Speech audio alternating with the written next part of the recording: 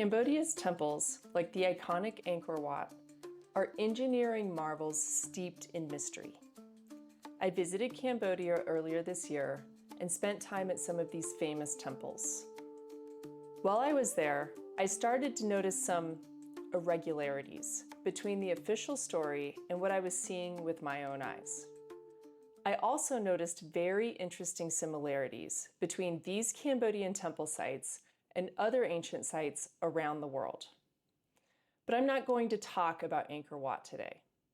I'm going to talk about a temple complex in Cambodia you've probably never heard of, Sambor Prei Kuk, which means temple in the rich forest in Khmer. I had never heard of this site either, and unfortunately didn't learn about it until after my visit. But it's such an interesting and mysterious site that I want to share what I've learned in my research, as well as my travels, and discuss how I think this mysterious place fits into the broader historical context of Cambodia.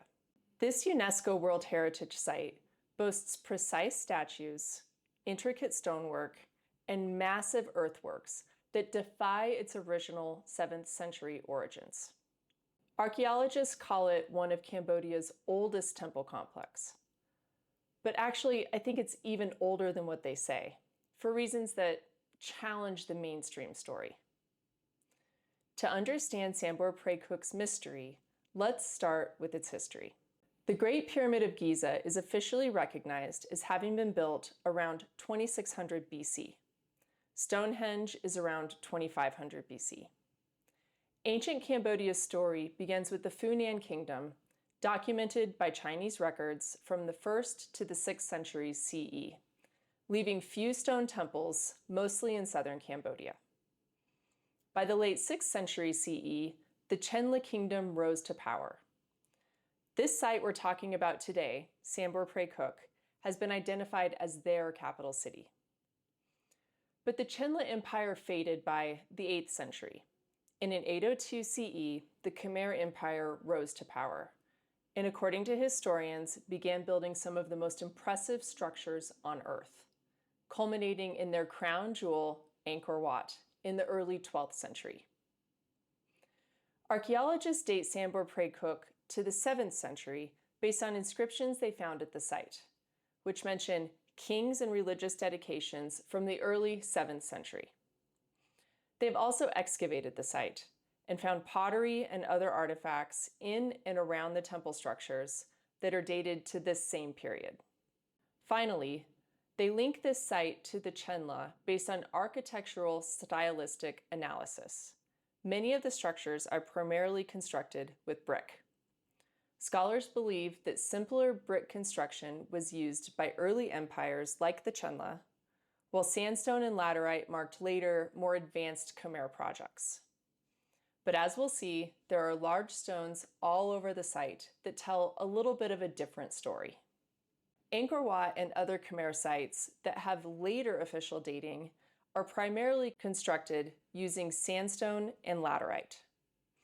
Cambodian sandstone, coming in at a 6 to 7 on the Mohs scale of hardness, was quarried at a site about 50 kilometers or 30 miles outside of Angkor.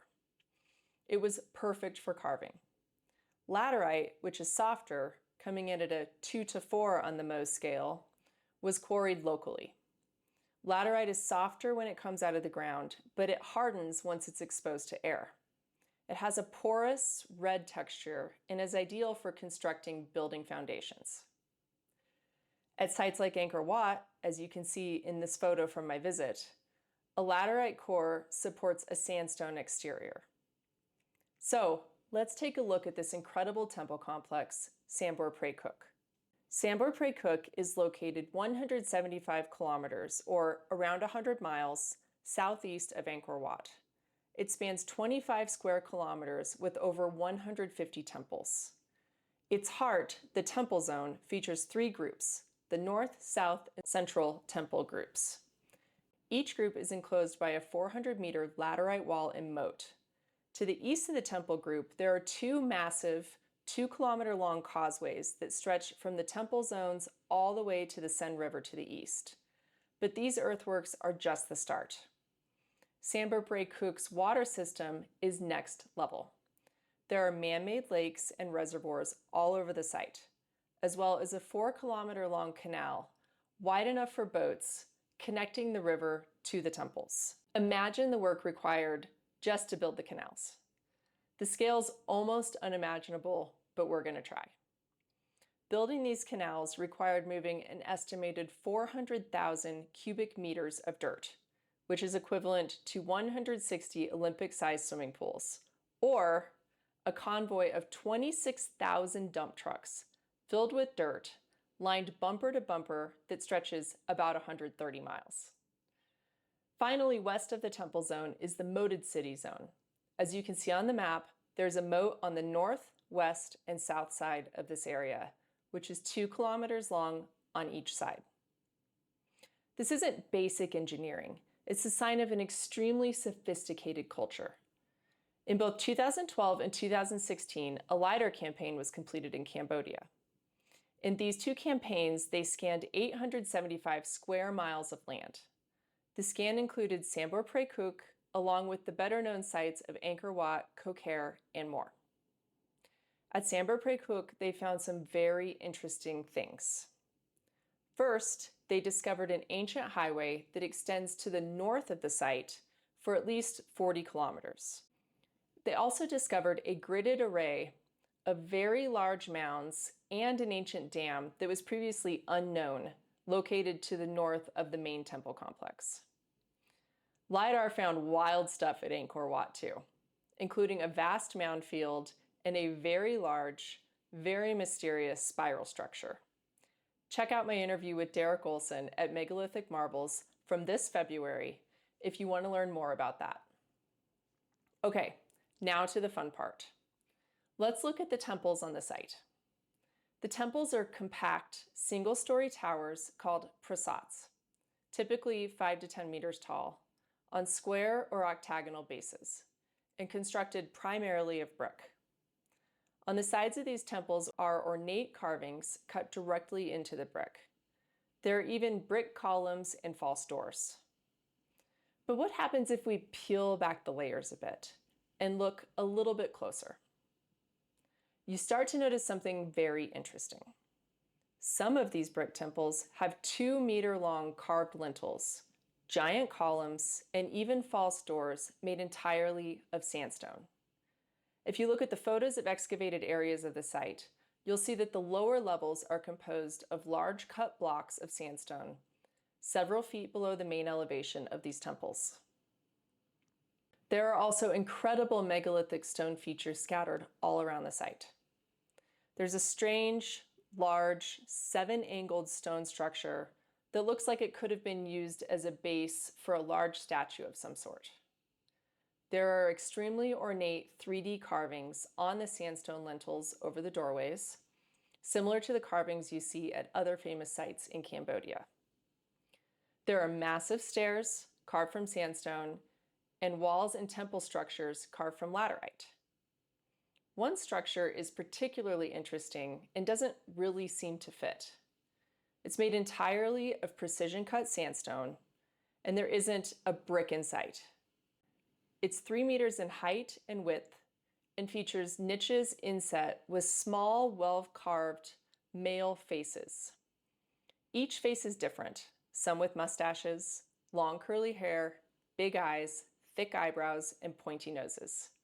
This has led some to ask if these represent foreigners. I don't know if we'll ever know who they really are, but that's certainly an interesting mystery.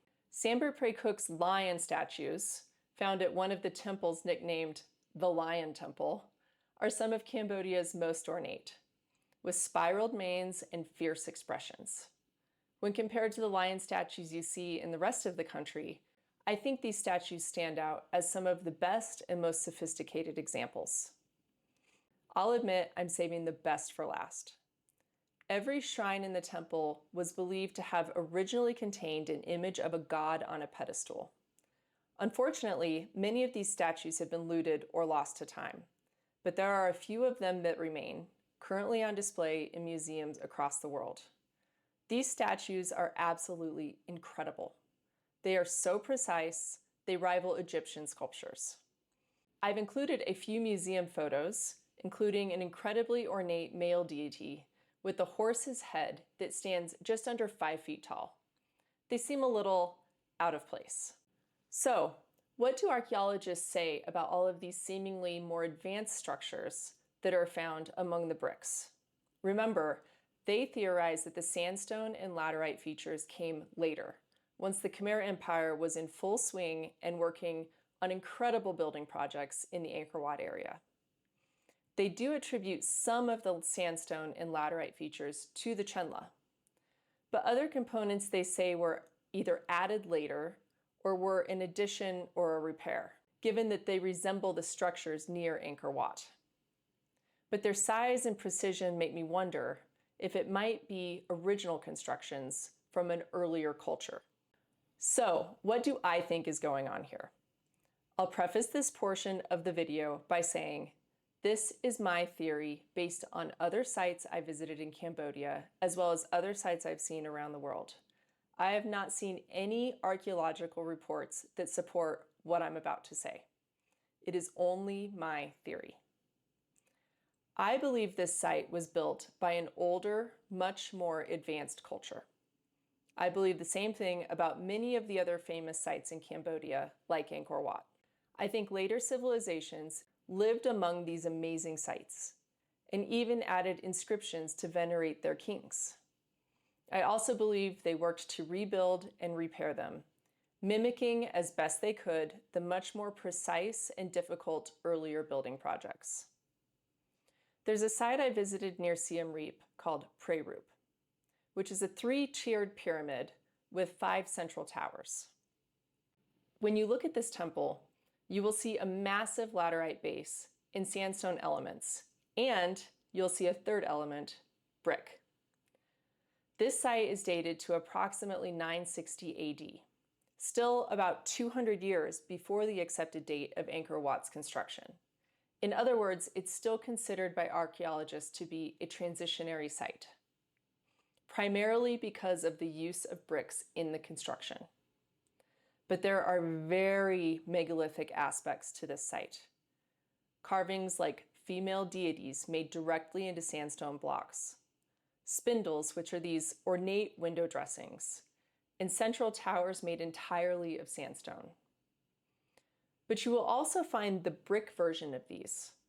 Some examples include a female figure carved into brick, spindles recreated in brick, and toward the bottom of the site, even full towers made of brick, which look very similar to the towers at Sambor Prei Kuk. So, I believe that the original structure was built entirely from sandstone and laterite. Then later civilizations came and recreated and rebuilt these structures with the materials and skills they had available to them. You see this in other places around the world too. Machu Picchu in Peru has perfect precision stone walls that some say predate the Inca, and the Inca walls with very similar designs. I believe this is the same thing that we're seeing at Sambor Prei Kuk. The sandstone lintels and pedestals are cut with laser-like precision, unlike the softer brickwork. This gap in skill suggests to me that an earlier culture mastered stonework, while the later Chenla culture used brick to rebuild it. I believe they erected brick columns and false doors, just like the few remaining sandstone columns and doors from the original building period. They carved iconography on the sides of the brick temples, similar to the carvings they saw at other sites. They even decorated their brick walls similarly to the other walls you find around the country. Throughout the time they lived there, they wrote various inscriptions at the site, honoring their kings. They left artifacts like pottery around the site that could later be dated. And these were the remnants that were later discovered by archaeologists and have been used to date this site. So whether you agree with the original story or think there might be something different happening, Sambor Prei Kuk raises big questions. What do you think about this site? I'd love to hear your thoughts and theories. If you enjoyed this deep dive into Cambodia's hidden gem, hit that subscribe button, give me a thumbs up, and leave me a review on your favorite platform. Your support helps me grow my channel. You can also follow me on Instagram, X, and Facebook at Secrets in Stone. We'll see you next time.